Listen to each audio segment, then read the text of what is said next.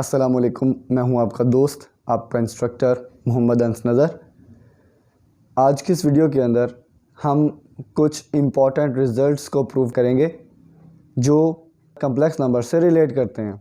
सबसे पहले कलर की के बारे में बताता चलूँ। रेड कलर टेक्स्ट के अंदर मेन आइडिया को बता रहा होगा, ब्लू कलर टेक्स्ट के अंदर इंपॉर्टेंट पॉइंट्स को बता रहा होगा और ऑरेंज कलर किसी टर्म के बारे में एक्स्ट्रा इंफॉर्मेशन दे रहा होगा। मुझे ये प्रूव करना है मल्टीप्लाई करने के बाद मॉड्यूलस लें या मॉड्यूलस लेने के बाद मल्टीप्लाई करें, इट डजेंट मैटर, दोनों से आंसर सेम आएगा।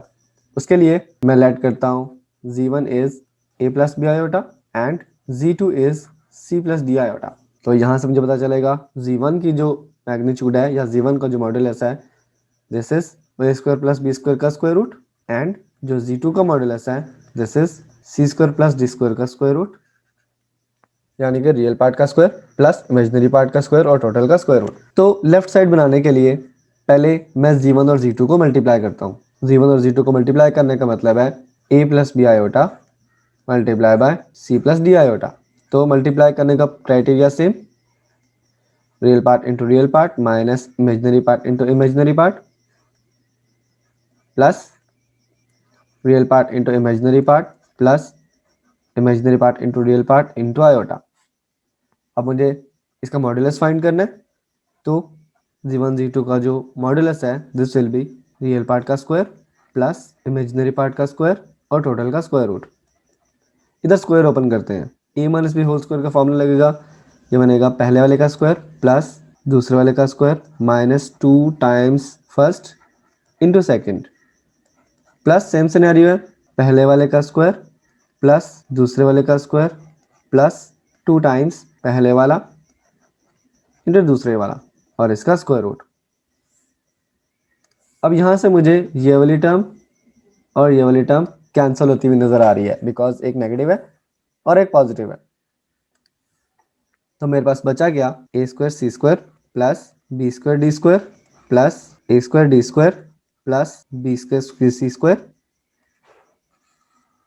और टोटल का square root. This is the value of z1 into z2 modulus. I can say this is my equation 1।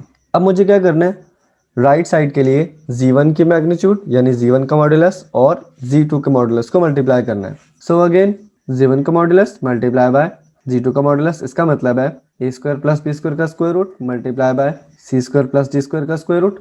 दो स्क्वायर रूट वाली चीजें आपस में मल्टीप्लाई हो सकती हैं, यानी मैं इसे a square plus B square into C square plus D square और टोटल का स्क्वायर रूट लिख सकता हूँ।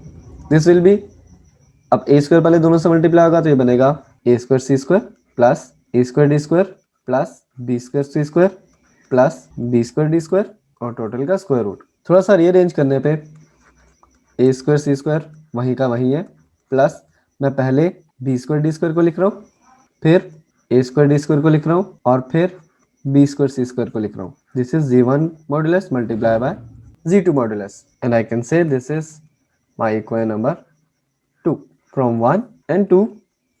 चूंकि दोनों की राइट साइड्स इक्वल है तो दोनों की लेफ्ट साइड्स भी इक्वल होंगी, यानी कि z1 इंटू z2 का modulus is same as z1 modulus multiply by z2 modulus which is required to prove.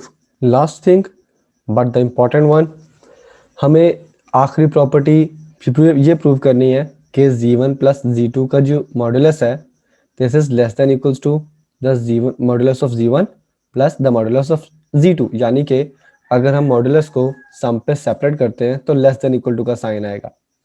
Further अगर दरमियान में माइनस लगाते हैं तो this term will be the lesser than this thing.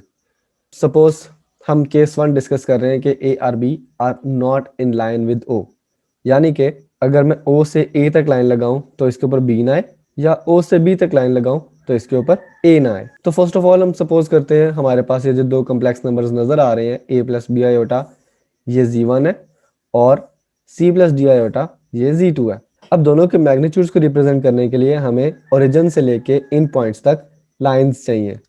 तो दीज आर द लाइंस, ये जो ग्रीन लाइन है ये O से A तक की लाइन है, तो इसकी जो लेंथ है वो A का मॉड्यूलस रिप्रेजेंट कर रही है, और जो रेड लाइन है ये O से B तक की लाइन है, तो इस लाइन की जो लेंथ है ये B के मॉड्यूलस को रिप्रेजेंट कर रही है।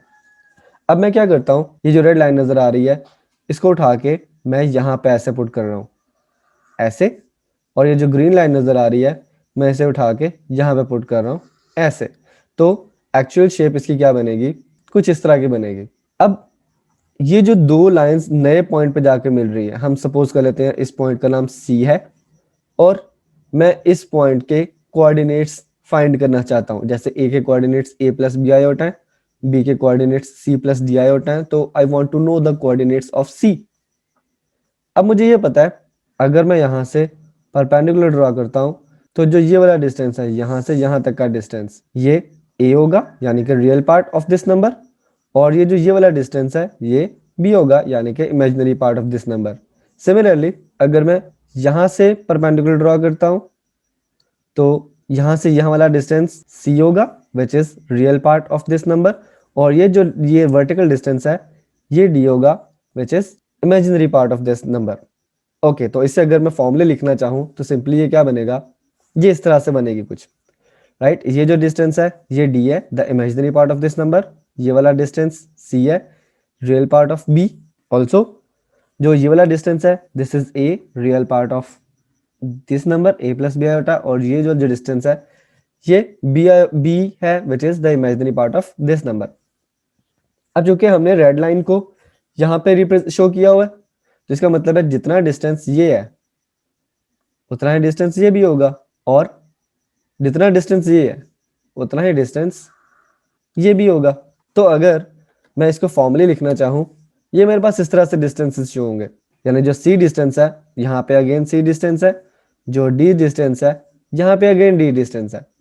नाउ आई कैन सी जो यहाँ से लेके ये जो टोटल डिस्टेंस है यानी ओरिजिन से लेके ये एंड पॉइंट्स यानी जहाँ पे C का परपेंडिकुलर ड्रॉ हो रहा है this is A plus C, this is A plus C, simple. और जो ये टोटल डिस्टेंस है this is B plus D, so this is B plus D। तो अगर मैं इसे फॉर्मली लिखना चाहूँ these are the two distances, ये पूरा डिस्टेंस A प्लस C है और ये पूरा डिस्टेंस B प्लस D है। तो अब मैं C के कोऑर्डिनेट्स लिख सकता हूँ। C के कोऑर्डिनेट्स क्या होंगे, the distance along real axis plus the distance along imaginary axis times iota. Formally, this is the total term. C is the distance of A plus C plus B plus D iota. C has these coordinates.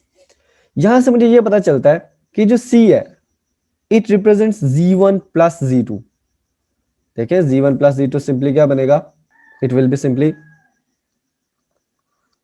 real part plus real part plus imaginary part plus imaginary part into iota. इसका मतलब है C represents Z1 plus Z2। अब मुझे ये नजर आता है ये जो पर्पल कलर की लेंथ है इसकी लेंथ डेफिनेटली जितनी भी है, यानी कि अगर मुझे O से लेके C तक जाना है इस पॉइंट तक, तो अगर मैं स्ट्रेट वे यूज करूंगा तो ये डिस्टेंस छोटा है, लेकिन अगर मैं पहले पॉइंट A पे जाता हूं और फिर A से C पे जाता हूं तो ये वाला डिस्टेंस लंबा है। यानी कि मैं ये कह रहा हूं ये जो इस नंबर का जो डिस्टेंस है यानी कि ये नंबर है मेरे पास Z1 plus Z2। So we say that जो पर्पल लेंथ है यानी Z1 प्लस Z2 की जो लेंथ है ये वाला डिस्टेंस छोटा है किससे, ग्रीन वाली लेंथ यानी Z1 की लेंथ से प्लस रेड वाली लेंथ यानी Z2 की लेंथ से। और डेफिनेटली अगर मैं इन दो नंबर्स को माइनस करूंगा तो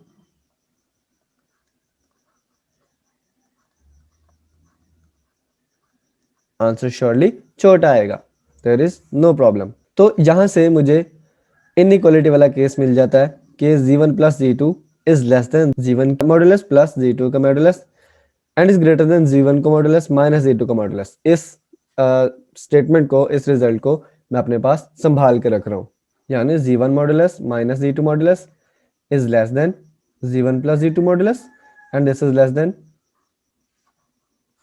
Z1 modulus plus Z2 modulus. इसको मैं रिलेशन 1 का नाम दे रहा हूं। अब चलते हैं केस 2 पे।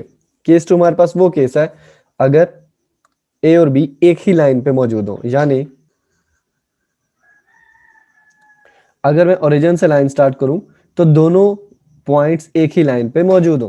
अब मैं ये कहता हूँ दोनों के मैग्नीट्यूड्स को यानी दोनों के मॉडुलस को शो करने के लिए मुझे ओरिजिन से लाइंस चाहिए। ओके, यहाँ पे ओरिजिन से जो ग्रीन लाइन है ये ओरिजिन से स्टार्ट होके ए पे एंड हो रही है।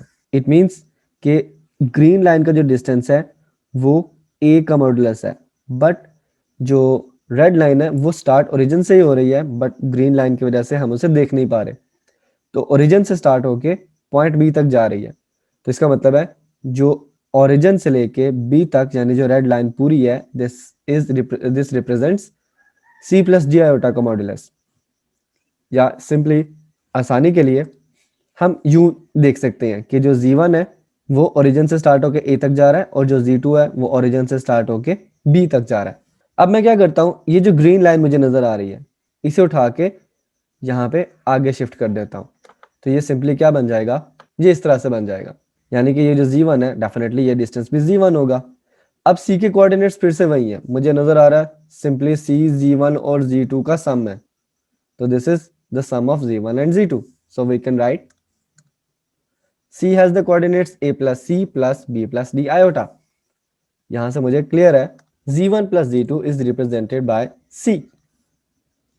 और मुझे यहां से यह भी नजर आ रहा है कि जो Z1 plus Z2 की लेंथ है यानी टोटल की लेंथ C की इज सेपरेटली Z1 की लेंथ प्लस Z2 की लेंथ, यानी यहां से मैं ये कह सकता हूं Z1 plus Z2 का modulus is equals to Z1 का मॉडुलस प्लस Z2 का मॉडुलस।